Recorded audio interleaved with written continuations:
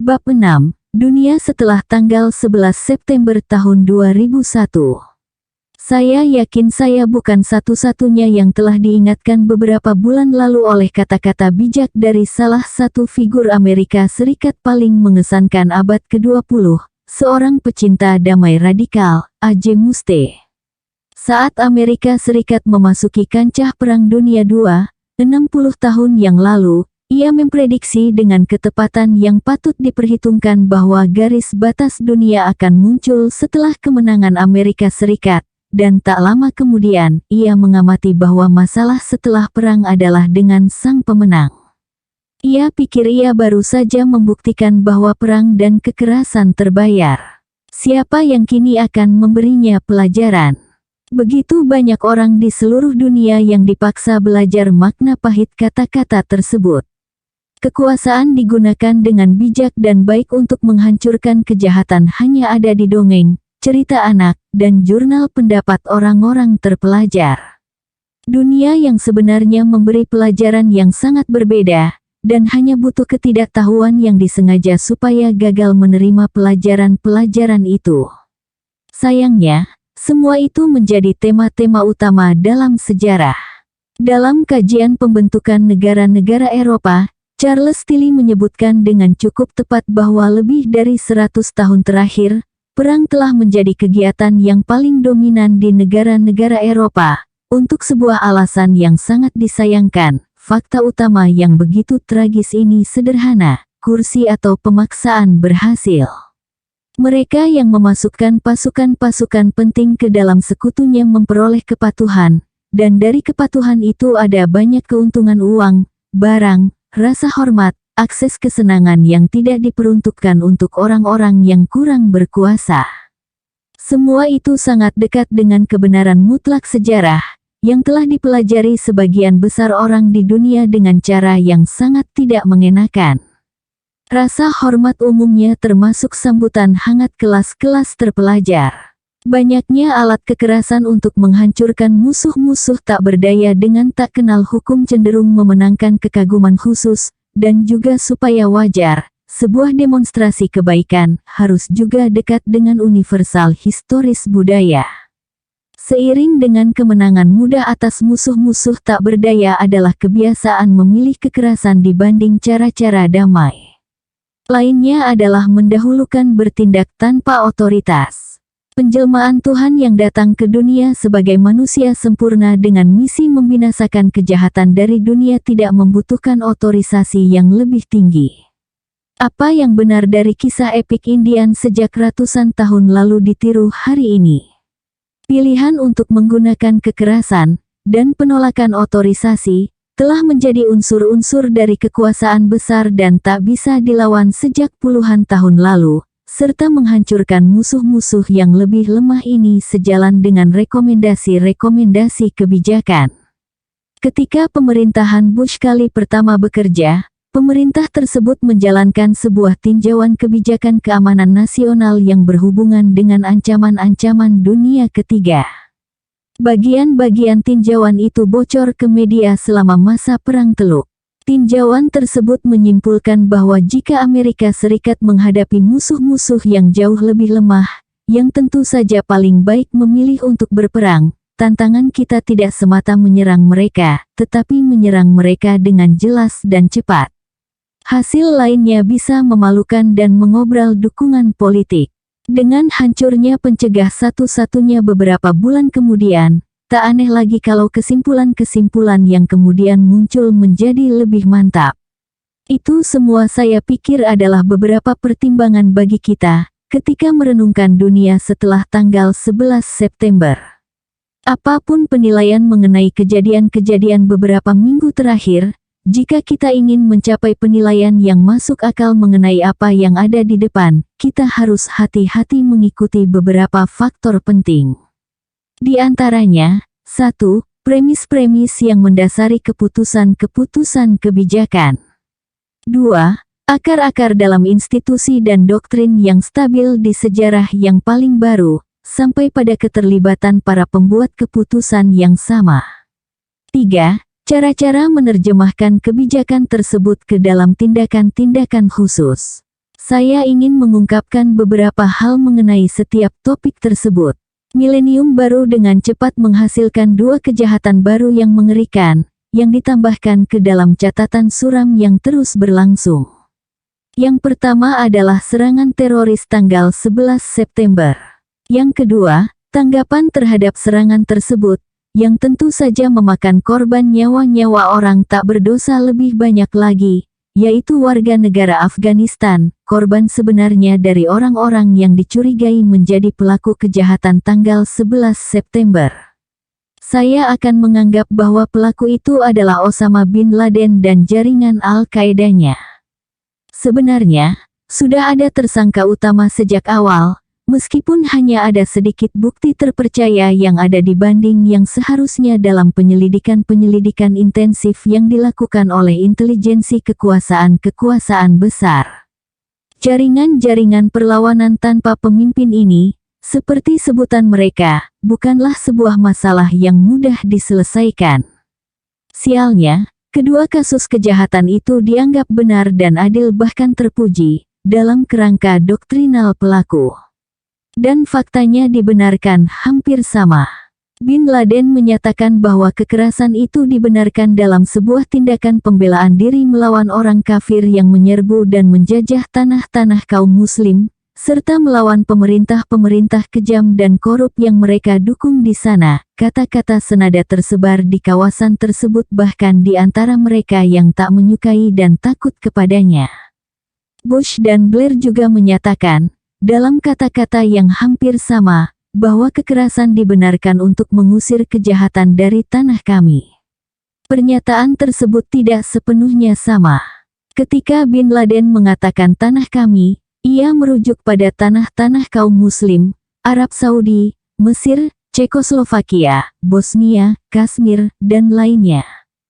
Kaum Islamis radikal yang dimobilisasi dan dipelihara oleh CIA dan rekan-rekannya selama 1980-an memusuhi Rusia, tetapi menghentikan operasi-operasi terornya di Rusia dari markas Afghanistan setelah Rusia menarik diri. Ketika Bush dan Blair mengatakan tanah kami, mereka sebaliknya merujuk pada seisi dunia. Perbedaan ini mencerminkan kekuasaan yang mereka miliki. Bahwa keduanya sama-sama berbicara tanpa malu ingin membinasakan kejahatan jika melihat rekam jejak mereka, yang tentu saja akan membuat kita tercengang, kecuali kalau kita melupakan jejak sejarah bahkan yang paling baru sekalipun. Fakta lain yang menunjukkan kesuraman adalah bahwa, di kedua kasus, para pelaku bersikeras menegaskan kejahatan dalam tindakan-tindakan mereka. Dalam kasus Bin Laden, tidak perlu lagi ada diskusi, sementara Amerika Serikat menolak kerangka hukum yang ada di Piagam PBB. Telah ada banyak perdebatan dalam Deklarasi Dewan Keamanan PBB atau Pasal 51 dalam Piagam PBB, yang dianggap ambigu dan memberikan otorisasi untuk upaya penggunaan kekerasan. Hal itu, menurut saya tidak relevan. Untuk menyelesaikan perdebatan itu sebenarnya sederhana, kalau saja ada keinginan untuk menyelesaikannya. Hampir tidak ada keraguan bahwa Washington bisa memperoleh otorisasi Dewan Keamanan yang sepenuhnya tidak ambigu, bahkan jika bukan untuk alasan-alasan menarik. Rusia sangat ingin bergabung dengan koalisi melawan teror, untuk mendapatkan dukungan Amerika Serikat demi kejahatan teroris masifnya sendiri. Tiongkok berharap bisa diterima di koalisi tersebut juga untuk alasan yang sama, dan sebenarnya, negara-negara di seluruh dunia menyadari bahwa mereka bisa ikut mendukung kekuatan adidaya global untuk kekerasan dan penindasan yang juga mereka lakukan sendiri, sebuah pelajaran untuk tidak kehilangan manajer-manajer global. Dukungan Inggris bersifat refleks, Prancis tidak akan keberatan. Singkatnya, tidak akan ada hak veto. Akan tetapi, Washington lebih memilih untuk menolak otorisasi Dewan Keamanan dan tetap bersikeras pada hak uniknya untuk bertindak sepihak dalam melanggar hukum internasional dan kewajiban-kewajiban dalam Fakta Perjanjian, sebuah hak yang dinyatakan oleh pemerintahan Clinton dan pendahulu-pendahulunya dengan kata-kata yang jelas dan tegas, peringatan-peringatan yang kita dan lainnya bisa pilih untuk diabaikan. tetapi membahayakan bagi kita. Dengan cara yang sama, Washington terpaksa menolak tawaran-tawaran sementara untuk mempertimbangkan ekstradisi Bin Laden beserta rekan-rekannya. Seberapa nyata kemungkinan itu tidak kita ketahui, karena penolakan yang selayaknya juga mempertimbangkan kemungkinan tersebut. Hal ini bertahan pada prinsip-prinsip terkemuka negarawan, yang disebut menyusun kredibilitas, dalam sebuah retorika diplomasi dan ilmu pengetahuan. Dan semua itu bisa dipahami. Jika seorang don mafia berencana untuk menarik uang keamanan, dia pertama-tama tidak meminta surat dari pengadilan, meskipun jika ia bisa mendapatkan surat itu. Hal yang sama terjadi dalam masalah-masalah internasional. Negara-negara harus paham posisi mereka, dan harus mengakui bahwa yang terkuat tidak butuh otoritas yang lebih tinggi lagi. Thucydides berkata bahwa negara-negara yang lebih besar melakukan apa yang ingin mereka lakukan, sementara negara-negara kecil menerima apa yang harus mereka terima. Dunia ini telah begitu berubah setelah beberapa ribu tahun, tetapi beberapa hal tetap saja tidak berubah. Kekejaman tanggal 11 September dianggap sebagai peristiwa sejarah, yang memang betul, tetapi sayangnya tidak tepat mengingat skalanya. Dalam skala korban sipilnya, kejahatan ini tidak biasa dalam sejarah kekerasan yang mendekati perang. Untuk menyebut hanya satu contoh saja, yang dalam konteksnya cukup kecil untuk sekadar ditulis dalam catatan kaki. Seorang wartawan Panama, yang mengutuk kejahatan tanggal 11 September mengamati bahwa bagi warga Panama, masa-masa mengerikan itu bukannya tidak akrab dengan mereka, mengingat pengeboman Amerika Serikat atas Barrio Chorrillo selama operasi penggulingan diktator yang dikenal dengan Operasi Just Cause dengan ribuan korban. Ini adalah kejahatan-kejahatan kita, Amerika Serikat, sehingga tidak ada penghitungan yang serius. Kekejaman tanggal 11 September merupakan peristiwa sejarah karena sasaran-sasarannya. Bagi Amerika Serikat, ini adalah kali pertamanya sejak Inggris membakar habis Washington pada tahun 1814, ketika wilayah nasionalnya betul-betul berada dalam serangan serius, bahkan sangat mengancam. Tidak perlu meninjau kembali tindakan yang sudah dilakukan pada yang lainnya sejak 2 abad lalu. Bagi Eropa, nasib sial ini jauh lebih dramatis. Sambil menaklukkan sebagian besar isi dunia, meninggalkan jejak teror dan pengrusakan, orang-orang Eropa tetap aman dari serangan yang dilakukan oleh korban-korbannya, dengan pengecualian-pengecualian yang sangat sedikit dan terbatas. Tak mengherankan jika kemudian Eropa dan bagian-bagiannya terkejut atas kejahatan tanggal 11 September, sebuah pelanggaran dramatis terhadap norma-norma atas sikap yang dapat diterima selama ratusan tahun. Tidak mengejutkan ketika mereka tetap berpuas hati, mungkin sedikit menyesal, terhadap penderitaan-penderitaan yang lebih mengerikan kemudian. Korban-korbannya bagaimanapun adalah warga negara Afghanistan yang miskin dan sengsara, suku-suku yang tidak beradab, menurut Winston Churchill dengan jijik, ketika ia memerintahkan penggunaan gas beracun untuk menyebarkan teror di antara mereka, 80 tahun yang lalu, mengumumkan mudah tersinggungnya orang-orang bodoh berhati lembut yang gagal memahami bahwa senjata kimia hanyalah penerapan ilmu pengetahuan modern dalam perang modern dan harus digunakan untuk mempercepat pemusnahan ketidakteraturan yang berlaku di daerah perbatasan. Pendapat-pendapat serupa kini terdengar lagi. Para editor New Republic, yang beberapa waktu lalu meminta bantuan militer lebih untuk para fasis bergaya Latin, tidak peduli seberapa banyak yang dibunuh karena ada prioritas-prioritas Amerika Serikat yang lebih tinggi dibandingkan dengan hak asasi manusia orang-orang Salvador, kini menjelaskan bahwa operasi kebebasan abadi bukanlah intervensi kemanusiaan. Dari pengamatan yang tepat, mereka menyimpulkan bahwa jika kita meninggalkan sebuah negara dalam sebuah kekacauan yang tidak lagi menjadi sebuah basis operasi yang melawan kita, kita harus mencapai tujuan-tujuan yang diperlukan, dan harus melepaskan obsesi dalam membangun negara untuk mencoba memperbaiki yang telah kita lakukan pada Afghanistan selama 20 tahun, yang bukan menjadi perhatian kita. Sementara ada yang bersedia untuk tenggelam sampai ke tingkat itu, tetaplah benar bahwa kekejaman-kekejaman yang dilakukan terhadap warga Afghanistan membawa sedikit stigma moral, untuk satu alasan, karena praktik semacam itu sudah sangat akrab di sepanjang sejarah bahkan ketika tidak ada dalih selain keserakahan dan dominasi. Dan balas jasa tidak mengenal batas. Karena, ada begitu banyak contoh historis, tanpa perlu menyebut otoritas dari teks-teks suci yang diajarkan kepada kita untuk kita puja-puja. Aspek-aspek lain dari penerimaan yang memuaskan atas kekejaman-kekejaman digambarkan oleh Alexis de Tocqueville dalam laporannya mengenai kejahatan-kejahatan besar pemusnahan etnis di benua ini, pengusiran terhadap orang-orang Cherokee.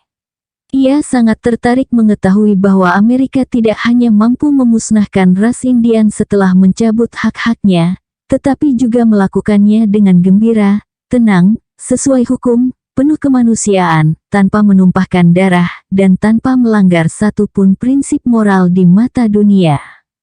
Oleh karena itulah, sangat tidak mungkin menghancurkan orang dengan tetap lebih menghormati hukum kemanusiaan, ungkapnya dengan heran. Itu adalah gambaran yang cukup jelas tentang peristiwa yang telah berlangsung di depan mata kita. Misalnya, di kamp pengungsian Maslak di dekat Herat, tempat ratusan ribu orang diberitakan kelaparan, lusinan orang sekarat setiap hari karena kedinginan dan kelaparan. Mereka hidup di ambang kematian, bahkan sebelum ada peristiwa pengeboman, yang merampas mereka dari bantuan yang sangat mereka butuhkan. Kamp itu terus menjadi kamp yang dilupakan saat kami bertemu lagi, 3 bulan setelah tanggal 11 September. Wartawan veteran Christina Lemp melaporkan bahwa tempat itu lebih mengerikan dari apapun yang ada dalam ingatannya, setelah menyaksikan kematian dan kesengsaraan di kamp-kamp pengungsian di beberapa tempat di Asia dan Afrika.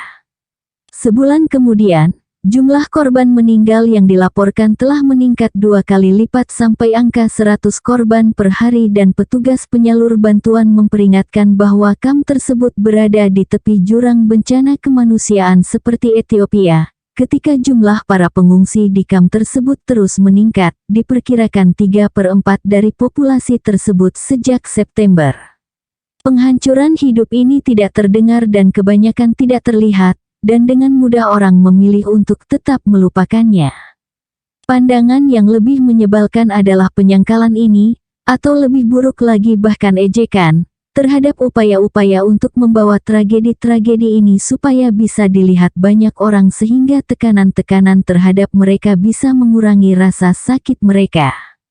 Toleransi atas kekejaman yang begitu jelas yang disebut Lemp ini semata mencerminkan fakta bahwa beginilah kekuasaan besar berhubungan dengan yang lemah dan tak berdaya, sama sekali tidak terpuji. Kita tidak berhak untuk memiliki bayangan-bayangan tentang premis-premis rencana perang di Afghanistan dan para komentator yang mengikutinya.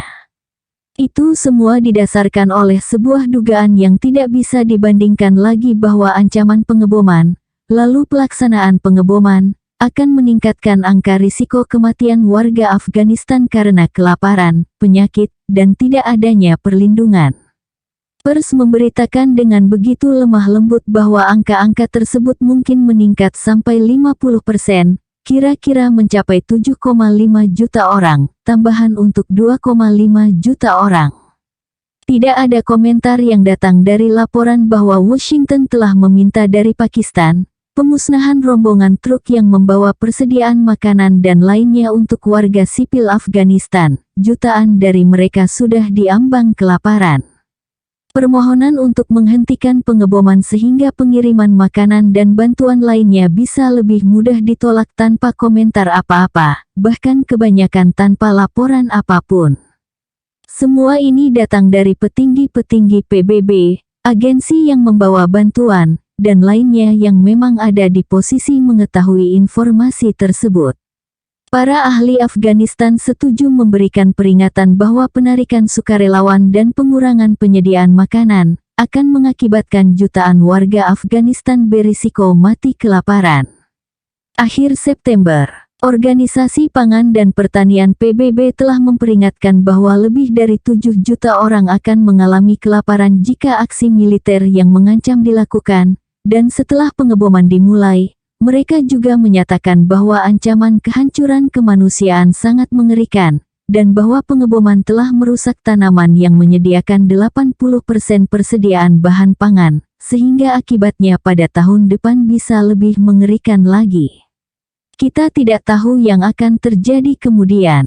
Namun, kami cukup tahu dugaan-dugaan tentang dasar rencana-rencana itu dilakukan dan dikomentari. Sederhananya, dugaan-dugaan inilah yang menginformasikan kepada kita tentang bentuk dunia yang ada di depan sana, apapun hasil dari kasus sekarang ini. Fakta-fakta dasar biasanya telah dilaporkan, termasuk di dalamnya fakta bahwa sedikit sekali yang telah dilakukan untuk mengupayakan datangnya bantuan makanan dan bantuan lainnya, demi mereka yang sekarat di kamp-kamp pengungsian dan pemukiman pinggiran. Padahal persediaan makanan dan bantuan lainnya ada serta tersedia, dan faktor utama yang menghambat pengiriman bantuan itu adalah kurangnya perhatian dan kemahuan. Terlebih lagi, akibat-akibat jangka panjang tetap tidak diketahui, jika sejarah menjadi panduan. Laporan kini sangat sedikit, dan konsekuensi-konsekuensinya tidak akan diselidiki besok. Melaporkan kerusakan tambahan dengan kesalahan pengeboman merupakan hal yang bisa diterima, biaya perang yang tidak bisa dihindari. Namun, tidak dengan kerusakan secara sadar kepada warga Afghanistan yang akan mati dalam diam tanpa terlihat, bukan karena disengaja, melainkan karena itu bukan masalah bagi mereka, tingkat kebejatan moral yang lebih dalam. Jika kita menginjak seekor semut saat kita sedang berjalan, kita tidak sengaja membunuhnya. Orang tidak serta-merta mati karena kelaparan. Mereka bisa bertahan dengan memakan akar-akar dan rumput, dan jika anak-anak kurang gizi meninggal karena penyakit, siapa yang akan mencari penyebab-penyebab di balik semua itu? Pada masa depan, topik ini ada di luar agenda berdasarkan atas prinsip-prinsip penting. Kita harus mencurahkan energi besar pada laporan yang sangat teliti atas kejahatan-kejahatan musuh-musuh resmi kita. Termasuk di dalamnya tidak hanya tentang siapa yang dibunuh, tetapi juga mereka yang mati akibat kebijakan-kebijakan yang dibuat. Dan kita harus mengambil ketelitian cermat untuk menghindari hal tersebut mengenai kejahatan kita sendiri, mengadopsi prinsip-prinsip yang sangat mengesankan dari Alexis de Tocqueville. Ada ratusan halaman mengenai dokumentasi terperinci tentang penerapan prinsip-prinsip tersebut. Itu semua akan memberikan ucapan selamat datang yang mengejutkan jika kasus terbaru itu menjadi lebih berbeda. Dan kita harus mengingat bahwa kita tidak sedang mengamati semua ini dari Mars, atau menggambarkan kejahatan-kejahatan Attila Sang Hun. Ada begitu banyak hal yang bisa kita lakukan sekarang, jika kita mau memilih. Untuk mengetahui hal yang menunggu kita di depan dari cara pandang berbeda, mari bertanya apakah ada alternatif untuk mengambil jalan kekerasan yang menghancurkan dari kejauhan, sebuah cara yang mungkin secara alami datang pada mereka yang memiliki kekuatan sangat besar dalam komandonya, tanpa pencegah dari luar, dan kepercayaan diri atas kepatuhan mereka yang menjadi corong opini. Ada banyak alternatif yang disarankan oleh Vatikan, misalnya, yang meminta untuk menggantungkan nasibnya pada ukuran-ukuran yang tepat untuk kejahatan tersebut, seberapapun besarnya. Jika seseorang merampok rumah saya, dan saya rasa saya tahu siapa yang melakukannya, saya tidak berhak mengejarnya sambil membawa senapan, tetapi berhak membunuhi orang-orang secara acak di kompleks tempat tinggalnya.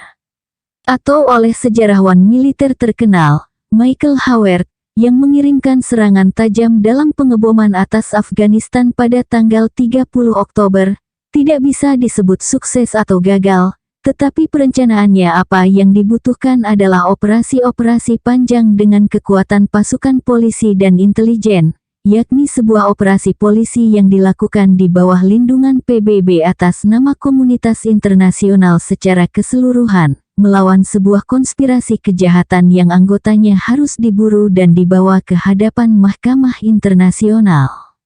Tentu saja ada contoh-contoh yang pernah terjadi sebelumnya, termasuk di dalamnya tindakan-tindakan terorisme internasional yang jauh lebih ekstrim dibanding tindakan teror tanggal 11 September yaitu Perang Teroris Amerika Serikat melawan Nikaragua. Mengambil satu contoh yang tidak kontroversial menurut penilaian otoritas-otoritas tertinggi internasional, Mahkamah Internasional, dan Dewan Keamanan PBB.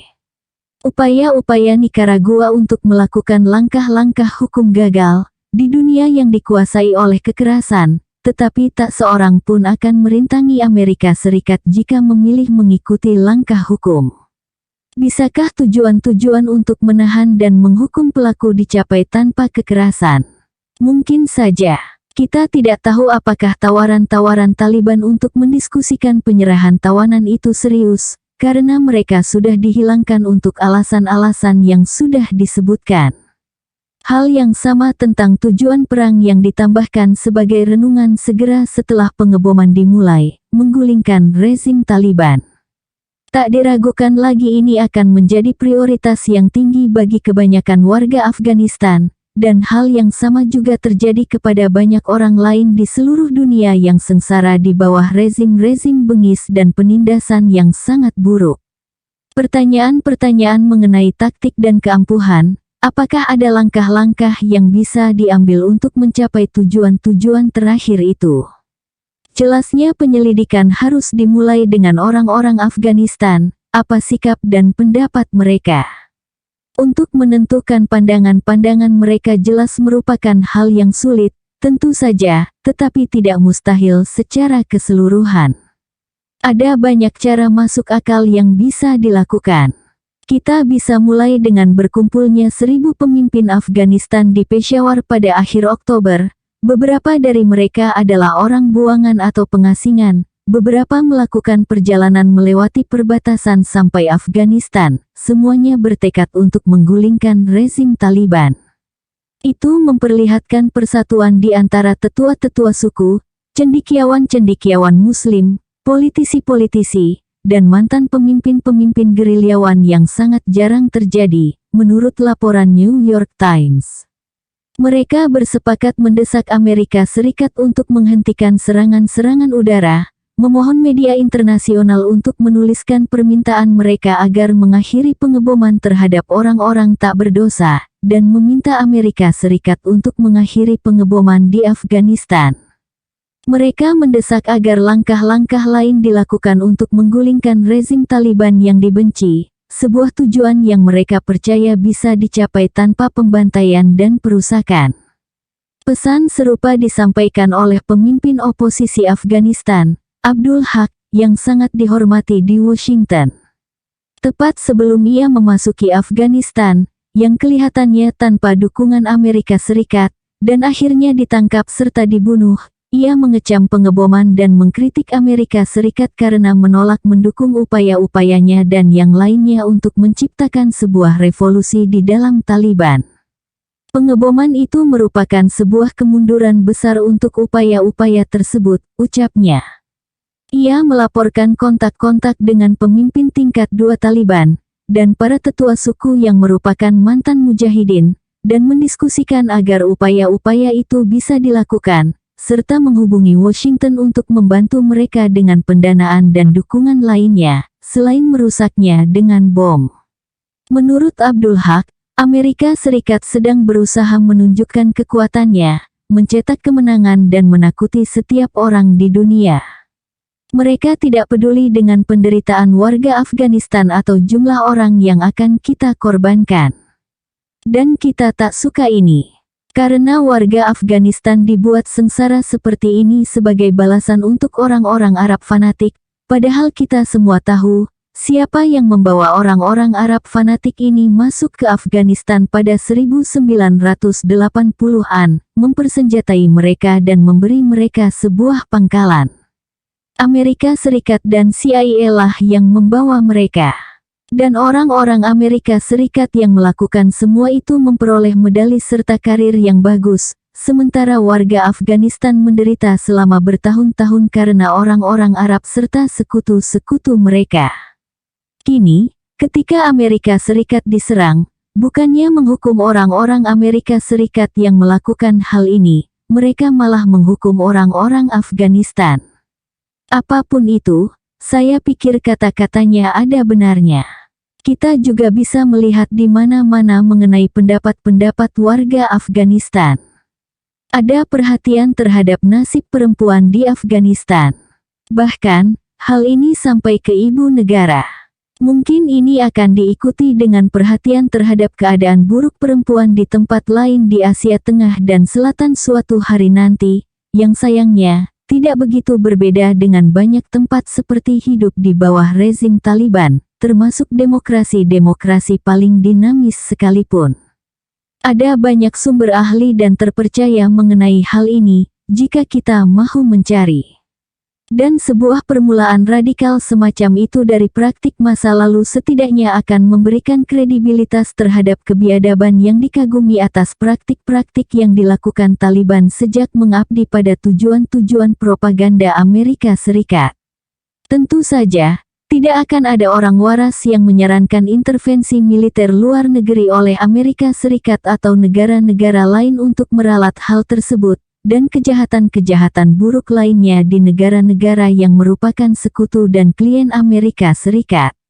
Masalah-masalah ini sangat mengerikan, tetapi harus diselesaikan dari dalam, dengan bantuan dari luar jika bersifat membangun dan jujur, bukan semata munafik dan egois.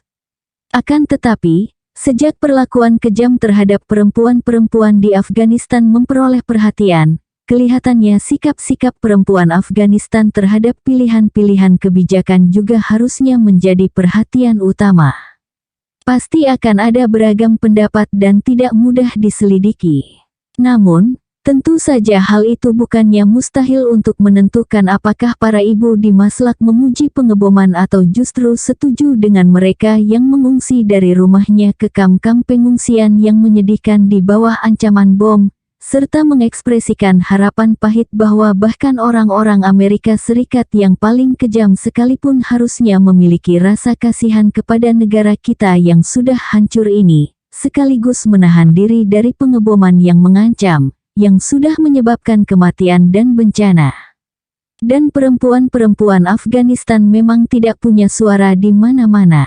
Ada sebuah organisasi perempuan-perempuan pemberani yang begitu terdepan dalam berjuang membela hak-hak asasi perempuan selama 25 tahun, yaitu RAWA atau Revolutionary Association of the Women of Afghanistan, Asosiasi Revolusioner Perempuan Afghanistan, yang melakukan pekerjaan-pekerjaan mengagumkan. Pemimpinnya dibunuh oleh orang Afghanistan yang berkolaborasi dengan orang-orang Rusia pada 1987, tetapi mereka terus melanjutkan pekerjaan mereka di Afghanistan dengan risiko kematian dan diasingkan. Mereka cukup vokal bersuara. Seminggu setelah pengeboman dimulai, misalnya, mereka mengeluarkan pernyataan publik yang bisa menjadi halaman depan semua surat kabar yang menaruh perhatian nyata terhadap perempuan Afghanistan, bukan sekadar untuk kepatutan semata. Pernyataan RAWA pada tanggal 11 Oktober berjudul, Taliban harus digulingkan oleh revolusi negara Afghanistan, dan lanjutannya sebagai berikut. Lagi, karena pengkhianatan yang dilakukan oleh orang-orang fundamentalis yang menjadi pembunuh, orang-orang kita terperangkap di mulut monster berupa perang dan kehancuran yang mengerikan.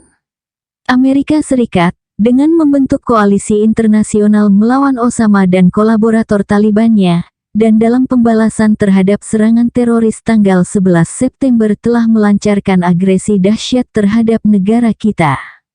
Apa yang telah kita saksikan selama 7 hari terakhir ini, tidak diragukan lagi akan menumpahkan darah begitu banyak perempuan, laki-laki, anak-anak, serta orang tua dan muda negara kita.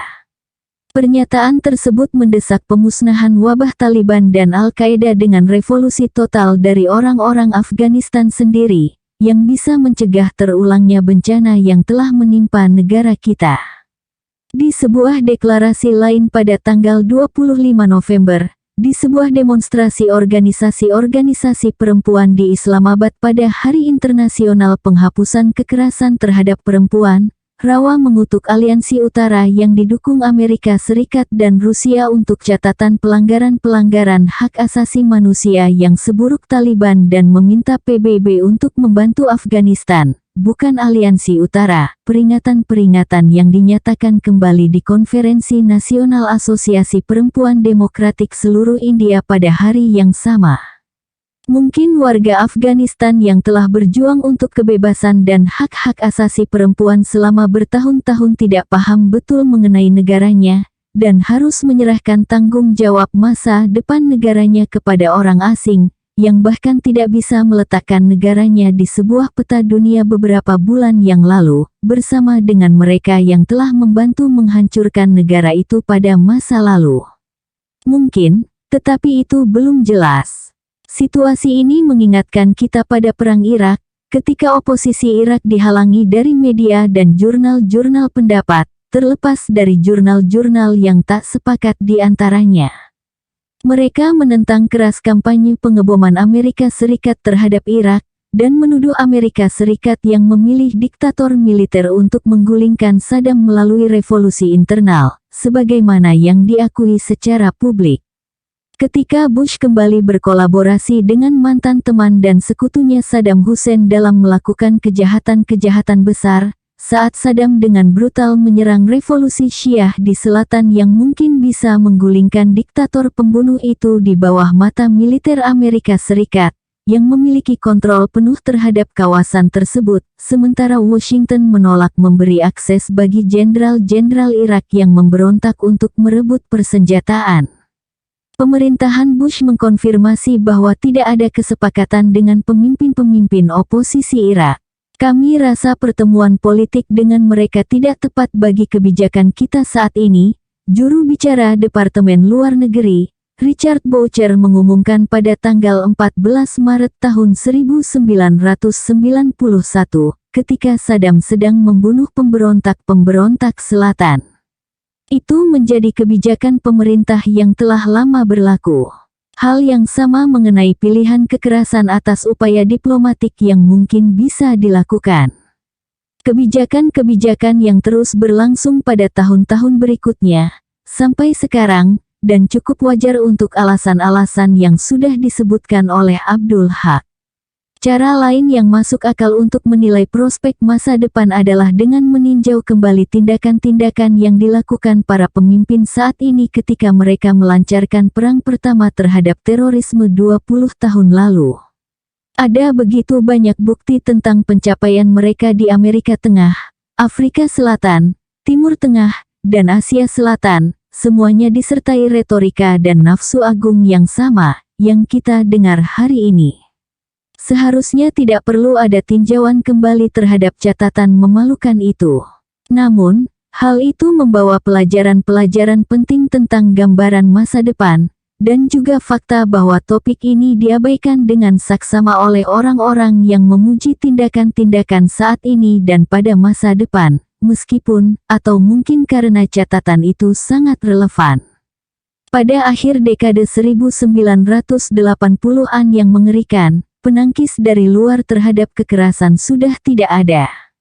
Bagi korban-korbannya, hancurnya tirani Soviet merupakan kemenangan dan kebebasan luar biasa, meskipun kemenangan itu dinodai oleh kengerian-kengerian baru. Bagi yang lainnya, konsekuensi-konsekuensinya lebih rumit. Karakter dasar masa setelah Perang Dingin mulai terbuka dengan cepat, semua hampir sama, dengan dalih dan taktik yang diperbaharui.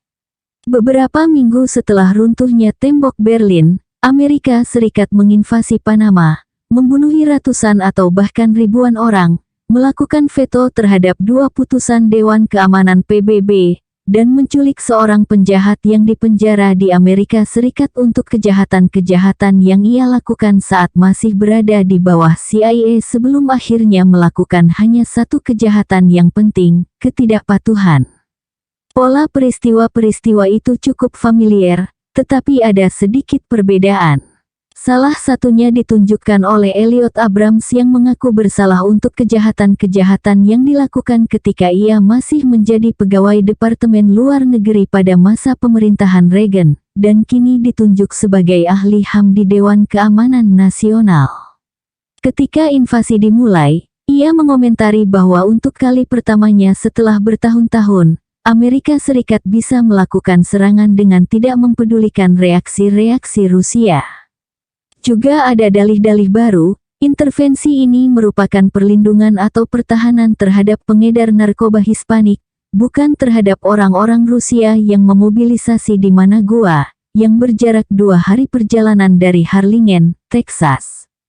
Beberapa bulan kemudian, pemerintah Bush menunjukkan rancangan pendanaan Pentagon yang baru, sebuah peristiwa yang cukup penting karena ini adalah kali pertamanya mereka tidak bergantung pada dalih bahwa orang-orang Rusia akan datang menyerang. Pemerintah memohon pendanaan yang sangat besar untuk militer, seperti sebelumnya, dan sebagian untuk alasan-alasan yang sama. Sehingga penting untuk mendukung pangkalan industri pertahanan atau industri teknologi tinggi, dan untuk tetap mempertahankan pasukan-pasukan intervensi yang ditujukan khususnya untuk Timur Tengah karena nasib dunia bebas dalam penyediaan energi berasal dari kawasan yang sangat penting ini. Akan tetapi, ada sebuah perubahan, di kawasan yang sangat penting ini ancaman-ancaman terhadap kepentingan-kepentingan kita yang membutuhkan pertempuran militer secara langsung tidak bisa diletakkan di pintu Kremlin. Tidak seperti propaganda bertahun-tahun sebelumnya. Ancaman-ancaman juga tidak bisa diletakkan di pintu Saddam. Jagal Baghdad ini masih seorang teman dan sekutu yang berguna, belum juga melakukan kejahatan berupa ketidakpatuhan. Sebaliknya, ancamannya adalah nasionalisme pribumi, seperti yang sudah-sudah. Masalah-masalah membawa ancaman-ancaman yang lebih besar juga. Bukan Rusia, melainkan tiruan teknologi yang terus berkembang dari kekuatan dunia ketiga yang membuat kita harus mempertahankan dominansi militer secara penuh di seluruh dunia, meskipun tanpa latar belakang persaingan adidaya. Konfrontasi perang dingin selalu menjadi latar belakang tentunya, tetapi lebih merupakan sebuah dalih saja, bukan alasan. Seperti seruan Rusia kepada Amerika Serikat untuk menjustifikasi kejahatan-kejahatan mereka dalam daerah kekuasaan sendiri. Musuh sebenarnya adalah nasionalisme independen yang disebut radikal di selatan, yang kini diakui diam-diam, setelah dalih-dalih tradisional kehilangan fungsinya. Catatan dokumenter dan sejarah memberikan banyak sekali bukti untuk mendukung kesimpulan tersebut. Konsekuensi lain dari hancurnya rekan junior dalam mengontrol dunia adalah pemusnahan ruang bagi non-blok, dan ukuran kemerdekaan terbatas sesuai yang mereka bolehkan. Satu indikasinya adalah pengurangan drastis bantuan luar negeri, terutama di Amerika Serikat, yang mana kategori-kategorinya hampir hilang, bahkan ketika kita menghitung komponen yang paling besar, yang ditujukan ke sebuah negara kaya untuk alasan-alasan strategis, dan ke Mesir karena berkolaborasi di bisnis yang sama. Merosotnya pilihan-pilihan ini diketahui sepenuhnya. Presiden Mahathir Mohamad dari Malaysia bersuara untuk banyak orang ketika mengatakan bahwa, secara paradoks, kehancuran paling besar bagi kita, yang telah selalu menjadi anti-komunis, adalah kalahnya komunisme. Akhir Perang Dingin telah mencabut satu-satunya pengaruh yang kita miliki, pilihan untuk menyeberang. Kini, kita tidak bisa bergantung kepada siapapun. Bukan betul-betul sebuah paradoks, melainkan jalan wajar sejarah dunia yang sebenarnya. Ketakutan-ketakutan serupa diekspresikan secara luas. Perang Teluk sangat dikecam di seluruh Amerika Selatan sebagai sebuah pertunjukan yang tak perlu tentang kekerasan, yang mengelakkan dari pilihan-pilihan diplomatik. Sejak saat itu, ada bukti yang bisa dipertimbangkan untuk interpretasi semacam itu. Banyak yang merasakan apa yang dilukiskan Abdul Haq hari ini. Amerika Serikat sedang berusaha menunjukkan kekuatannya, mencetak kemenangan dan menakuti setiap orang di dunia, membentuk kredibilitas. Diambilnya jalan untuk menggunakan pasukan militer yang sangat besar didesain untuk menunjukkan bahwa apa yang kita katakan terjadi, dalam kata-kata penuh kebanggaan yang diucapkan George Bush, ketika bom dan misil menghujani Irak. Mereka yang tidak menangkap pesan tersebut seharusnya tidak masalah ketika Bush kembali mendukung kekerasan dan kekejaman Saddam untuk memastikan stabilitas, sebuah kata kode untuk pengabdian terhadap kepentingan-kepentingan Amerika Serikat. Situasi umum di Amerika Selatan ditangkap oleh Kardinal Paulo Evarista Arens dari Sao Paulo, di negara-negara Arab, ungkapnya. Kaum kaya berpihak bersama pemerintah Amerika Serikat, sementara jutaan orang miskin mengutuk agresi militer ini. Di seluruh dunia ketiga, ia menambahkan, ada kebencian dan ketakutan, kapan mereka akan memutuskan untuk menginvasi kita, dan dengan dalih apa. Reaksi umum terhadap pengeboman di Serbia juga serupa. Dan lagi, ada bukti nyata bahwa pilihan-pilihan perdamaian mungkin bisa dikejar, untuk menghindarkan kesengsaraan lebih. Dalam kasus ini, ada pernyataan resmi dan berulang bahwa motifnya adalah untuk membangun kredibilitas dan memastikan stabilitas. Susah menerima dengan serius pernyataan bahwa tujuan tambahan adalah untuk menghindari pembersihan etnis. Dan kekejaman-kekejaman yang mengikuti mundurnya monitor-monitor, atas keberatan-keberatan warga Serbia yang tidak dilaporkan, dan pengeboman yang dilakukan segera setelahnya, sebuah konsekuensi yang mudah ditebak, sebagaimana diberitahukan pemimpin jenderal kepada pers begitu pengeboman dimulai, kemudian menyatakan lagi bahwa ia tidak tahu tujuan-tujuan perang yang seperti itu.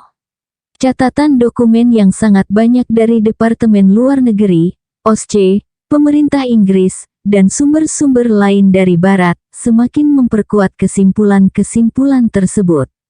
Mungkin inilah sebabnya catatan-catatan yang jelas ini diabaikan secara konsisten dalam literatur luas topik ini.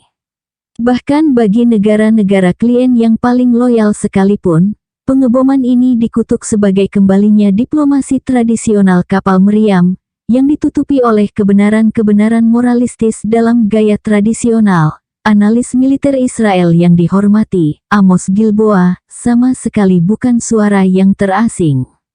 Orang-orang Amerika dengan hati-hati terlindungi dari pendapat dunia dan diskusi kritis mengenai hal tersebut, tetapi kita tidak perlu mengikuti pembatasan-pembatasan tersebut. Kita juga tidak melakukan apa-apa bagi diri kita sendiri, dengan mengabaikan dokumen-dokumen publik yang menjelaskan secara masuk akal cara berpikir para perencana itu.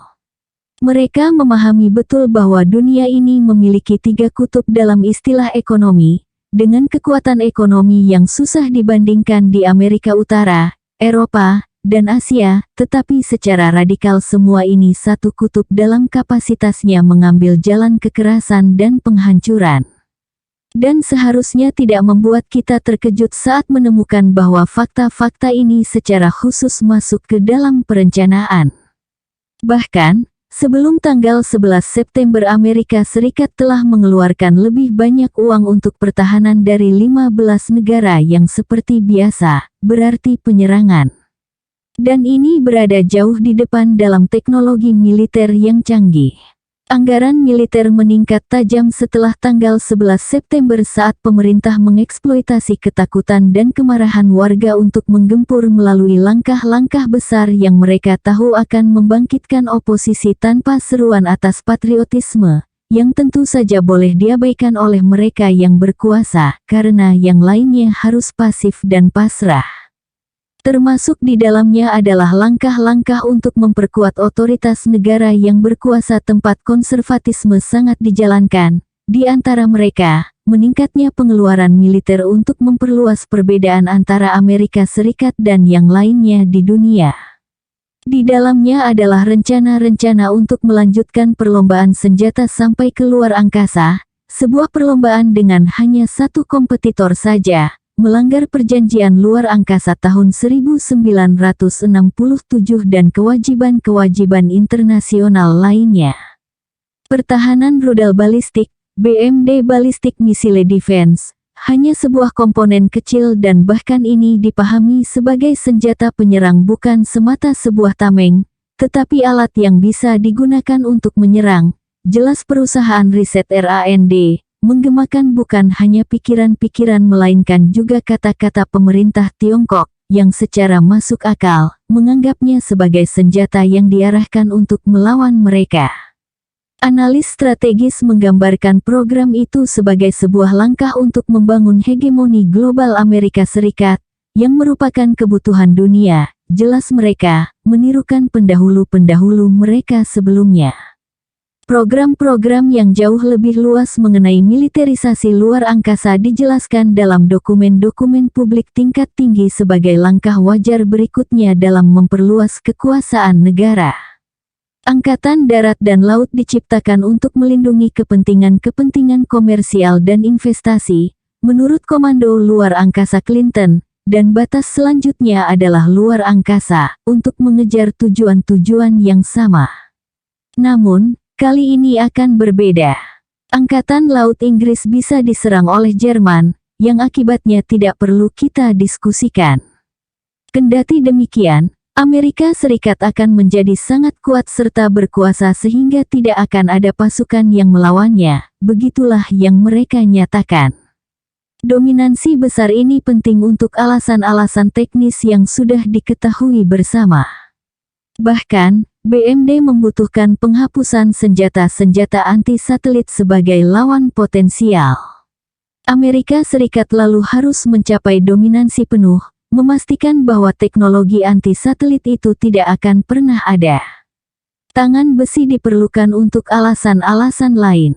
Perancang-perancang militer Amerika Serikat berbagi penilaian dengan komunitas intelijen dan para ahli dari luar bahwa apa yang secara menyesatkan disebut sebagai globalisasi, akan mengarah pada pembagian besar antara yang punya dan yang tidak punya, berlawanan dengan doktrin, tetapi sejalan dengan kenyataan.